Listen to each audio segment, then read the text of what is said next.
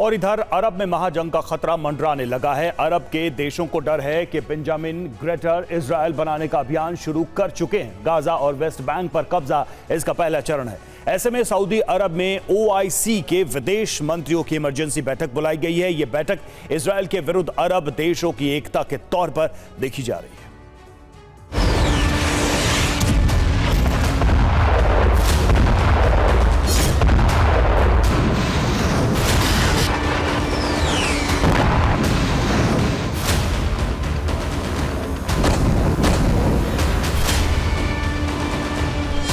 Benjamin Netanyahu के greater Israel plan की आहट ने अरब में खलबली मचा दी है।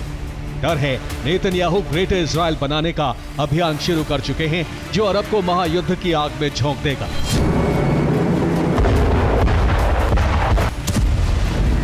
एक ऐसा युद्ध जिसमें अरब का एक बड़ा हिस्सा जलेगा।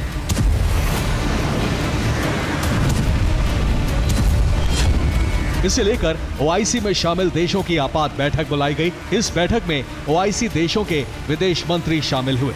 बैठक में बेंजामिन के ग्रेटर इजराइल अभियान पर बात हुई। मिस्र ने ऐलान किया कि वो ग्रेटर इजराइल के भ्रम को कभी पनपने नहीं देगा। वहीं सऊदी अरब ने इसे अरब की शांति के लिए खतरा बताया है। सिर्फ इतना ही नहीं, OIC की बैठक में गाजा पर इजराइल के हमलों की निंदा की गई। साथ ही गाजा युद्ध जल्द खत्म करने का आह्वान भी किया गया।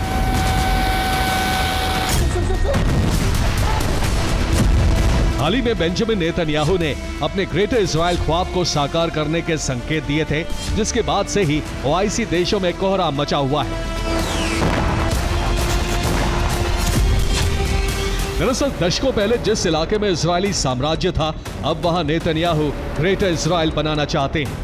ग्रेटर इजराइल का जो प्लान है उसमें Gaza, West Bank, Lebanon, Jordan, Syria, मिस्र, सऊदी अरब, इराक और तुर्की का भी कुछ भूभाग आता है। यानी इन देशों की कुछ जमीनों पर कब्जा कर ग्रेटर इजराइल बनाने की योजना है। यानी ये अभियान नेतन्याहू ने शुरू किया तो इन सभी देशों पर बारूद बरसना तय है। इजराइल के इस प्लान के सामने आने के बाद ईरान इजराइल जंग का दूसरा चरण शुरू हो सकता है। माना जा रहा है कि ईरान किसी भी वक्त इजराइल पर मिसाइलों से हमला कर जंग छेड़ सकता है। इन कयासों की एक बड़ी वजह रूसी राजनयिकों को इजराइल से वापस बुलाना है। दावा है कि रूस ने इजराइल में मौजूद अपने राजनयिकों को वापस बुला लिया है। 20 से 25 अगस्त के बीच रूसी Tu-214 विमान ने मॉस्को से तेल अवीव के बीच 4 बार उड़ान भरी। इसे एक बेहद सुरक्षित विमान माना जाता है, जो कई सुविधाओं से लैस है। इस विमान को VIP लोगों की आपात निकासी के लिए इस्तेमाल किया जाता है। सिर्फ इतना ही नहीं, रूसी राष्ट्रपति व्लादिमीर पुतिन ने ईरानी राष्ट्रपति से फोन पर बात की है। दावा है कि दोनों के बीच अलास्का वार्ता को लेकर चर्चा हुई। साथ ही पेजेश्कियान ने पुतिन को ईरानी परमाणु कार्यक्रम के बारे में जानकारी दी।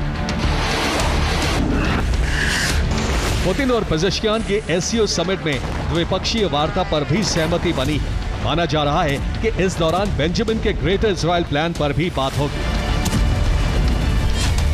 इस बीच खमेनी की सलाहकार परिषद के सदस्य मोहम्मद सद्र ने रूस पर गंभीर आरोप लगाए हैं।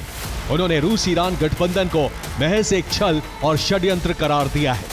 दावा किया है कि ईरानी डिफेंस सिस्टम की लोकेशन रूस ने इजराइल को दी थी, जिसका इस्तेमाल इजराइल ने युद्ध के दौरान किया।